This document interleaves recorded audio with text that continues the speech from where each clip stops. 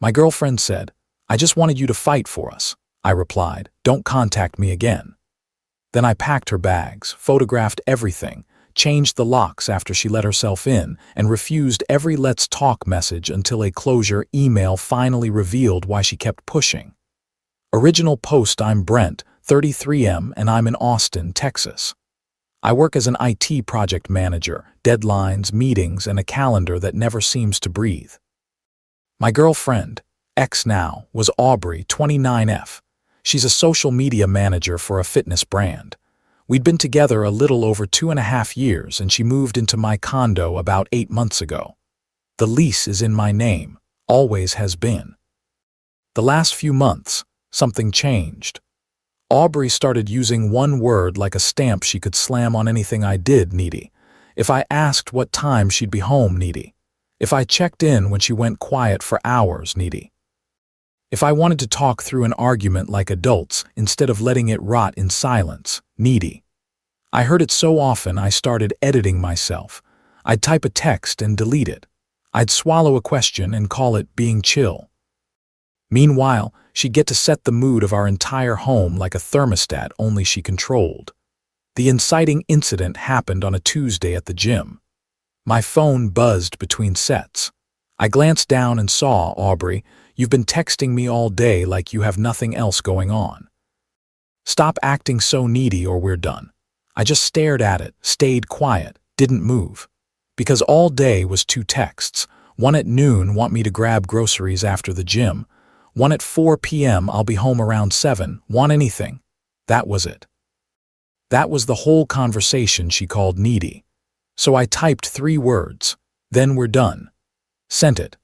Put my phone face down, finished my workout, not to prove anything, just because I finally felt calm, like my body had been waiting for my brain to catch up. By the time I was in the locker room, I had 11 missed calls, 2 voicemails, and texts that sprinted from outrage to panic. "Are you serious right now?" "Brent, pick up." It was a joke. I was annoyed. "Don't do this. You're being dramatic. Pick up the phone." "I'm not kidding." I didn't respond. I remembered she was at a happy hour with coworkers. She'd mentioned it that morning. That meant I had a window to make a clean break before she came home and tried to turn this into a long, emotional negotiation. I drove home, walked into my condo, and started packing.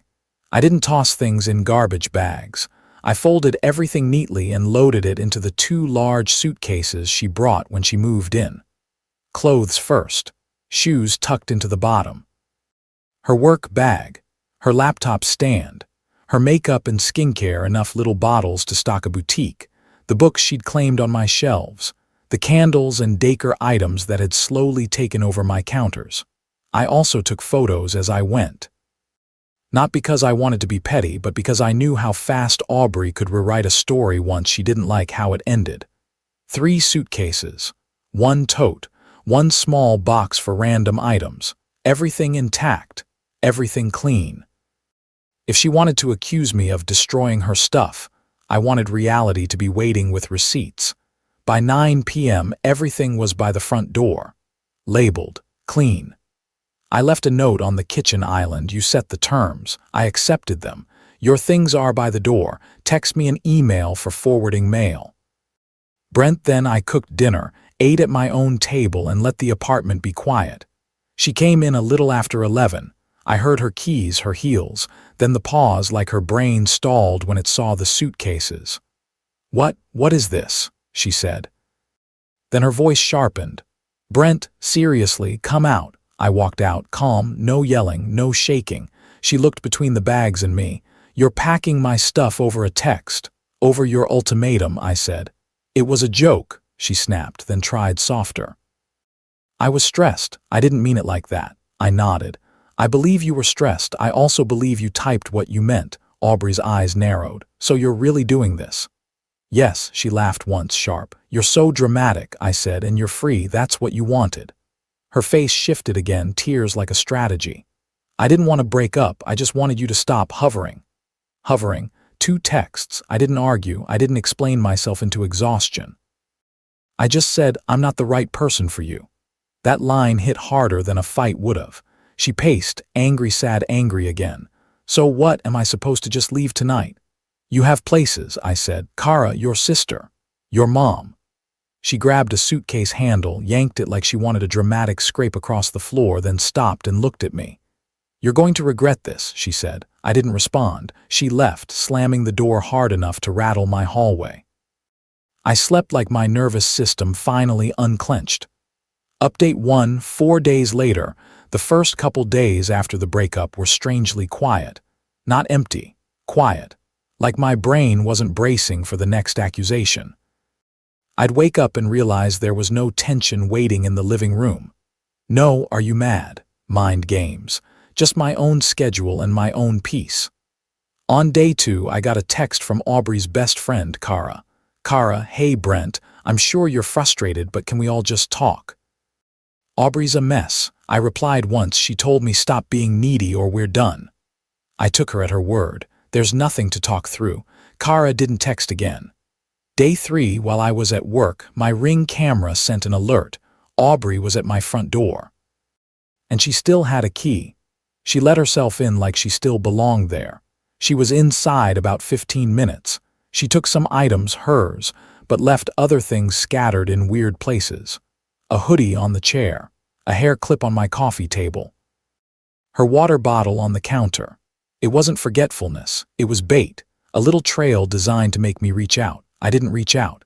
I saved the footage, screenshot the timestamp, and called a locksmith on my lunch break. New locks were on the door that evening. That night after the locksmith left, I sat on my couch and realized my shoulders weren't up by my ears. No dread, no waiting for a fight, just quiet. I made a list on my phone, screenshots saved, camera clips backed up, forwarding address pending, and then I went to bed like a person who was finally allowed to rest. The next morning, I got a text from a number I didn't recognize. Aubrey using Kara's phone. You changed the locks. You're evicting me. I replied, you moved out, your things are packed, the lease is mine. This isn't an eviction, it's your choice. She tried the mail angle, I get mail there, you can't do this. I said, I'll forward it. Email me the address. No address came, of course. That same afternoon, a coworker of hers messaged me on LinkedIn. His name was Ethan. I'd met him once at a party. Ethan, hey man, I don't know all the details, but Aubrey seems really hurt. Think it might be worth a conversation, I replied. She called me needy for 2 texts in one day. She said we'd be done. I agreed. That's the whole story. Ethan didn't reply. Meanwhile, I kept living my life. Work, gym, dinner with my buddy Cole. I told him the whole thing over tacos, and he just shook his head and said, so she threatened to leave to win an argument and got mad when you didn't stop her. Exactly. That's what it was.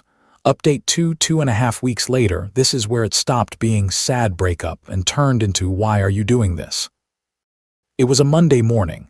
I was at my office downtown when our receptionist buzzed me.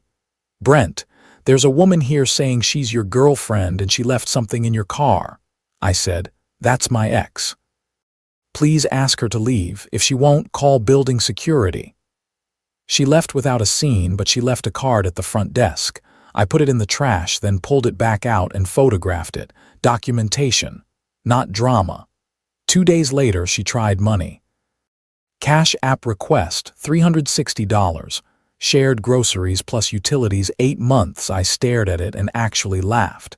She hadn't paid rent. Not once. She'd covered groceries sometimes and bought daycare, but she wasn't owed anything. I declined the request and wrote, you lived here rent-free. We're settled. Please stop contacting me. That afternoon, she posted something vague online about being left with nothing. Her friends commented sympathy and you deserve better like they were reading a headline, not reality. A mutual friend, Paige, texted me, hey, just a heads up. She's telling people you threw her out with nowhere to go. I replied once, she texted we were done. I agreed. She still had a key and let herself in until I changed the locks. I have footage.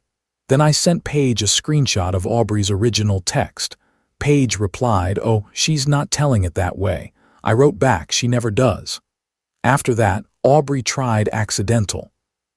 On Sunday morning, I went to the Barton Creek Greenbelt trailhead, my usual spot when I need air.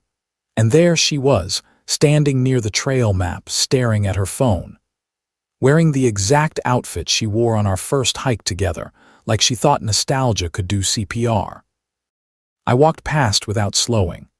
"Brent," she called. I turned, not to reconnect but to close the door cleanly. She stepped closer, eyes shiny. "I just thought maybe we could talk. I've been thinking a lot," I said. "I don't have anything to say, Aubrey. Have a good hike." Then I kept walking. She didn't follow. That same week I went on a first date. A coworker set me up with a friend named Nora, 31F. Nora's a physical therapist. Calm eyes, steady voice. The kind of person who doesn't treat conversation like a power struggle. We met at a small Italian place on South Lamar. Warm lights, easy talk, normal questions. She asked what I liked to do outside work, and I realized I hadn't answered that honestly in a while. I told her I like early hikes, cooking when I'm not exhausted, and Saturday morning coffee runs where nobody is angry at me for existing. She laughed and said, "That sounds peaceful." Like peace was attractive. Like it mattered. Halfway through dinner, my phone buzzed with another unknown number. My stomach tightened from habit. Nora noticed and said casually, "You don't have to answer that." No judgment. No "who is that?" No suspicion, just permission. I muted my phone and kept talking. Later, we walked a block before parting ways, and she said, "You don't seem like a needy guy. You seem like someone who cares." That sentence landed like romance, not fireworks, relief. On the drive home, I noticed something small. I wasn't rehearsing what I should have said. I wasn't scanning the evening for traps. I just felt seen. I texted Nora a simple, "Thanks for tonight. I had a really good time." She replied a few minutes later, same. "Get home safe." And there it was again, care without conditions. The next week we grabbed coffee and walked around a bookshop for an hour. No heavy talks, no define the relationship pressure. Just two people learning each other's rhythms. When I mentioned my phone had been blowing up with unknown numbers for a while, Nora didn't pry. She just said, "I'm glad you're protecting your peace." It was the most romantic sentence I'd heard in years. Final update: 6 weeks after the text, by the 6-week mark, Aubrey had burned through every direct route to me. Blocked numbers, unanswered texts, friends who stopped volunteering to mediate. Even Kara went quiet once she saw the original message, so Aubrey tried one last adult move. I got an email with the subject line, "I'd like to talk about closure." It was 4 paragraphs, apologies mixed with blame.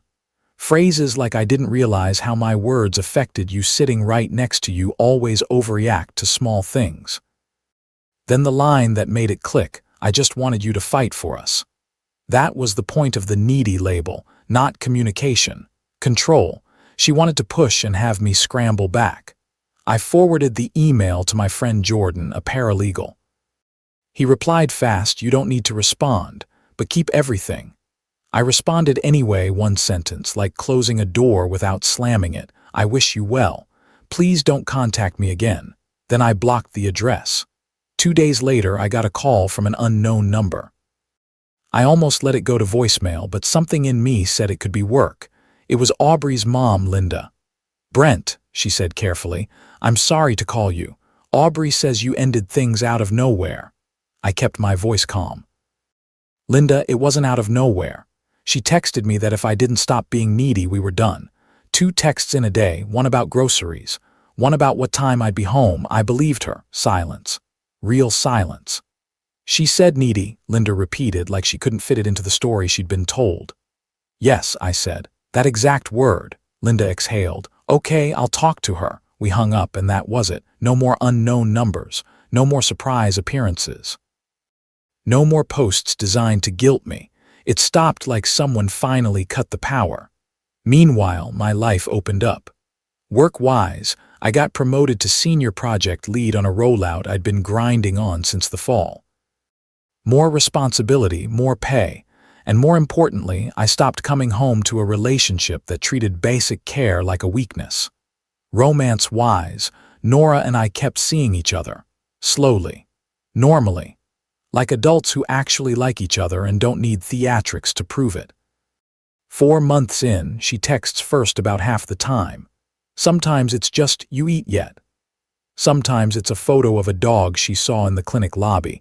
Sometimes it's home safe after I drive out to see my mom, and I don't flinch when I read it. I don't hear needy, I hear I care. One night she came over after a late shift, kicked off her shoes by the door and said, "I brought leftovers because I remembered you forget to eat when you're stressed." No sarcasm, no scorekeeping, just kindness. That's when it really hit me. Romance isn't intensity, it's consistency. My place changed too. Not in a take that way, more like I finally exhaled. I cleared the counters, put away the decorative stuff I'd kept just to avoid an argument. The condo started looking like me again. Simple, functional, quiet. And when Nora's there, it doesn't feel like she's staging a life. It feels like she's sharing one. That's the difference I didn't know to look for before, love that adds instead of love that manages. Here's the lesson I didn't understand until I lived it. Real romance isn't someone testing how much you'll tolerate. It's someone making your life calmer, not smaller. Aubrey used needy like a weapon. Anytime I wanted basic connection, knowing she got home safe, making plans, talking like adults, I was too much. The irony is the moment I stopped being too much, the moment I simply believed her and said okay, she panicked. Because she didn't want to break up. She wanted leverage. That's not romance. That's a hostage negotiation. I stopped negotiating, and I finally made room for the kind of love that doesn't require me to shrink. If any of this hit close to home, drop a comment below, whether it happened to you or someone you know. And if you think someone needs to hear this story, share it. Don't forget to like and subscribe and tell me in the comments if you think I handled it right or if you would have done something different.